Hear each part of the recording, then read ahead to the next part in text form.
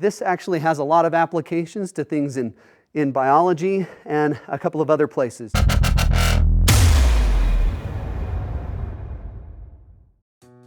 Hi, I'm Alan Perry. I'm an associate professor of mathematics at UVU, and today we're going to talk about an addition property of logarithms as long as they have the same base.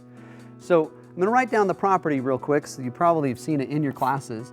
But this is, if you have the logarithm base a of a b times a c, so we got multiplication inside here, the logarithm will turn that into addition of the two logarithms.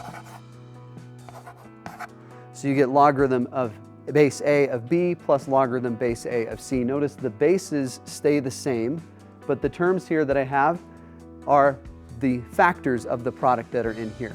So this is the rule that you'd use if you end up with a product inside the logarithm. Now, as a caution, sometimes people get it backwards and think that the plus on the inside produces a product out here. It doesn't. It only goes this way. Product on the inside of the logarithm produces a sum on the outside.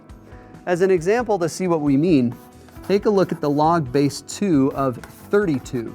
Now you might be able to figure out what this is already by just thinking about what the power of 2 is that produces 32. But if we look at this a different way and realize that this is the log base 2 of 4 times 8, we can use this property up here to calculate this logarithm.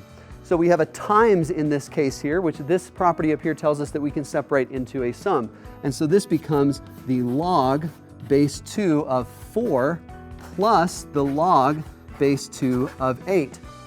To evaluate this, we take a look here and we ask, well, what's the power of 2 that gives me 4? That's 2, because 2 squared produces 4. So this logarithm is a 2. Over here, the power of 2 that produces 8 is 3, because 2 to the third power is 8. So this will be 2 plus 3, which is 5. And in fact, 5 is the power of 2 that produces 32. 2 to the fifth power is 32. And so you can kind of see how this ends up working out. This actually has a lot of applications to things in biology and a couple of other places. So hopefully that helps you remember that logarithm property.